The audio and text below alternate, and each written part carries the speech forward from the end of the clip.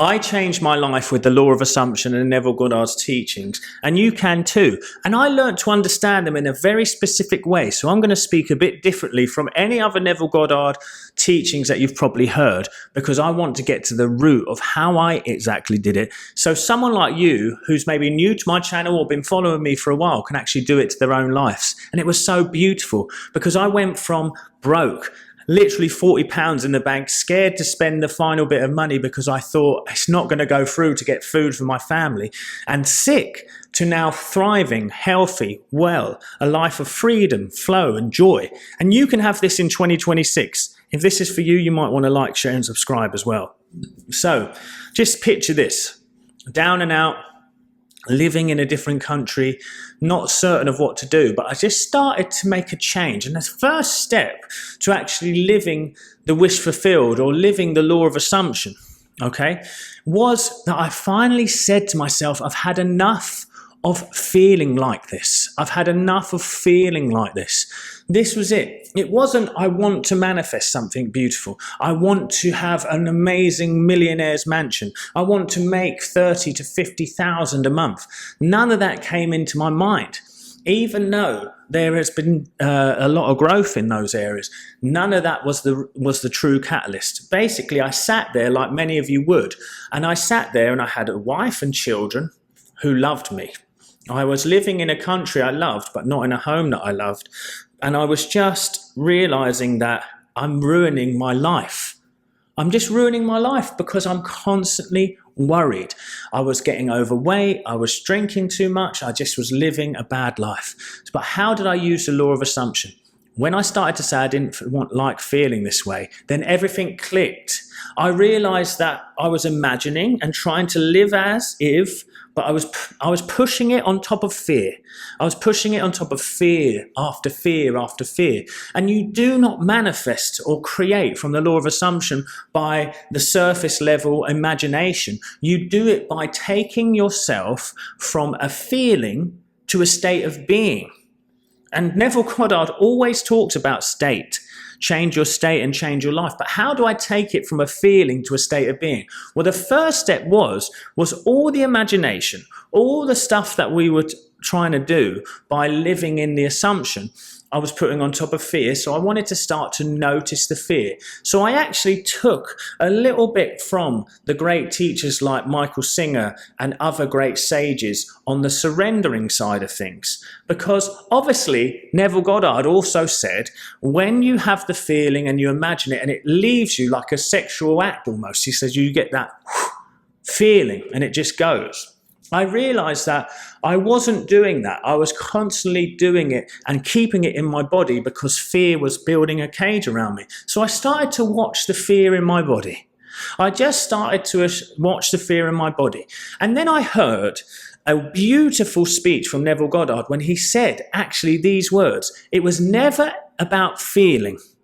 It was about acceptance. When did I ever say it was about emotion, I should say?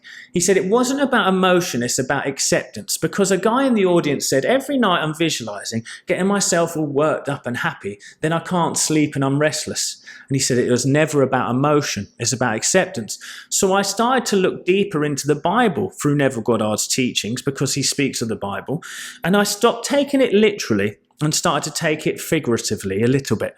And Jesus Christ is the personification of the awakened man. And he was the Prince of Peace. Okay now.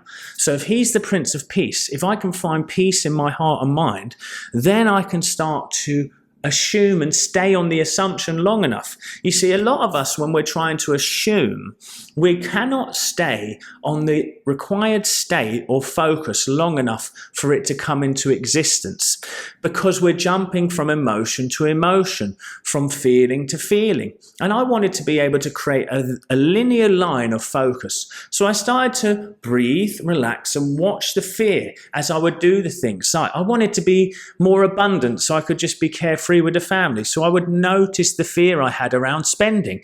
I wanted to be healthier, so I would notice the compulsions and the fear around foods. Now I've healed from not being able to eat my favorite foods because of digestive issues, losing my hair, chronic throat pain, and it all came down to this. I had to start to detach back and observe those things and not give power to them. Because Neville Goddard said, if you give power to something in the world of Caesar, the world of Caesar has no power over you. Ignore your reality. Well, I couldn't ignore it because the more that I stepped away from it, the more it pulled me back in with fear. So I started to watch it, but not watch it from the place of fear, watch it from my awareness without judgment. And now that energy decided to start to move and leave. Then I could go into the imagery and to the state. So I started to imagine and pray and claim that I was fully booked with well-paying clients, that I had a wonderful life, that my body was whole, perfect and well. And I noticed that because all the fear had come off me, the shackles and the heaviness of fear, I started to walk differently. I started to pay with more freedom. I started to be a different person or have it a new state. So it went from an emotional idea to now a state of being that had been normalized in my body. So that's what you have to do that's a bit different. You don't want to keep living in high state emotions all the time, because if you keep chasing it, you don't realize that sometimes you've taken something that felt huge and naturalized it or normalized it into your body so you don't feel so high anymore. And take this from someone who's worked with many millionaires and many other successful people. They don't see the same highness in their success where they're currently at as they did before they had it.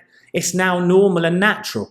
So when that higher state emotion now became normalized, or it became peaceful, I became at peace with it, I could stick with the idea of God being the source of my supply, or wealth being applied to me, and health being mine naturally. So I could live in that assumption naturally because I'd learned to master and balance my emotions through that awareness that I was talking about. So then when the imagery and the feeling came up, I wasn't then, possessed, like they would say in the Bible, demonic possession. That just symbolizes the fears and the guilts and the shames that come over you. And I started to realize my awareness is the Christ consciousness, which is Jesus Christ within me. So I could start to observe these fears, and it would almost like Jesus did in the Bible, exorcise the demons from within me. And then there was a peace and a serenity that comes over. So then from there, I like to claim it in prayer.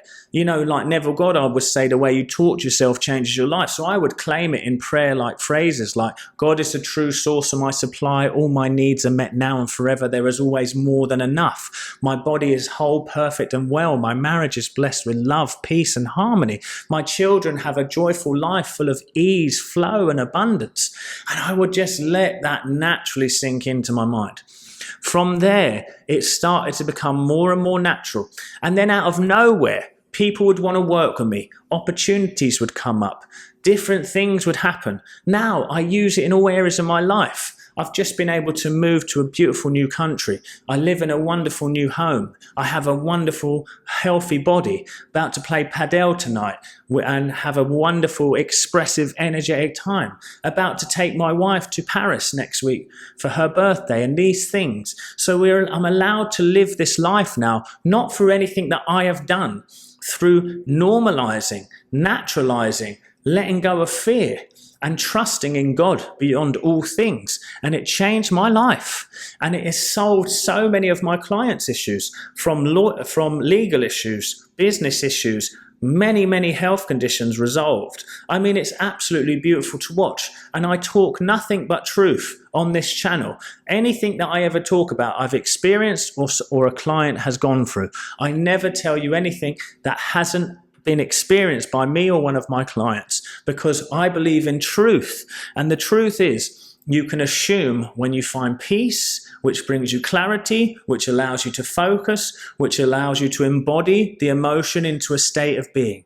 Do these 4 things and you will change your life in 2026. I love chatting with you guys. I love the comments. Comment down below if this video was helpful. If you are looking to change your life in 2026, come to rebornwithmichael.com and see how I can help you. If not, just keep watching these videos, because I leave you these messages because I want you to change your life. I've had so many comments from wonderful subscribers whose lives have changed just from watching my videos. Thank you so much, guys. I'll see you at the next one.